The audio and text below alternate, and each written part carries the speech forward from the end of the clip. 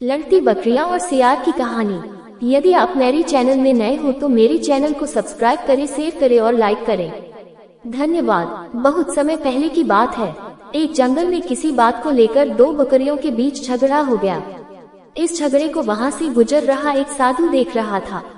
देखते ही देखते दो बकरियों में झगड़ा इतना बढ़ गया कि दोनों आपस में लड़ने लगी। उसी समय वहां से एक सियार भी गुजरा। वह बहुत भूखा था। जब उसने दोनों बकरियों को झगड़ते देखा तो उसके मुंह में पानी आ गया। बकरियों की लड़ाई इतनी बढ़ गई थी कि दोनों ने एक दूसरे को लहूलुहान कर दिया था, लेकिन फिर भी लड़ना नहीं छोड़ रही थी। दोनों बकरियों के शरीर खून निकलने लगा था।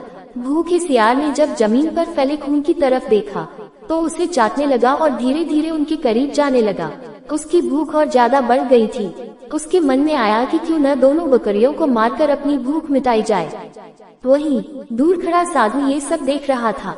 जब उसने सियार को दोनों बकरियों के बीच जाते हुए देखा तो सोचा कि अगर सियार इन दोनों बकरियों के और करीब गया तो उसे चोट लग सकती है, यहाँ तक कि उसकी जान भी जा सकती है। साधु अभी यह सोच ही रहा था कि सियार दोनों बकरियों के बीच पहुँच गया। बकरियों ने जैसे ही उसे अपने पास आते देखा तो दोनों ने लड़ना छोड़कर उस पर हमला कर दिया। अचानक हुए हमले से सियार अपने आप को संभाल नहीं सका और चोटिल हो गया। वो किसी तरह से अपनी जान बचाकर वहां से भागा। सियार को भागता देख बकरियां ने भी लड़ना छोड़ दिया और अपने घर लौट गई। वहीं साधु भी अपने घर की ओर चल दिया। कहानी से सीख। हमें इस कहानी से यह सीख मिलती है कि कभी भी लालच नहीं करना चाहिए, साथ ही दूसरों की लड़ाई में नहीं कूदना चाहिए। इससे हमारा ही नुकसान होता है। पूरी कहानी सुनने के लिए धन्यवाद।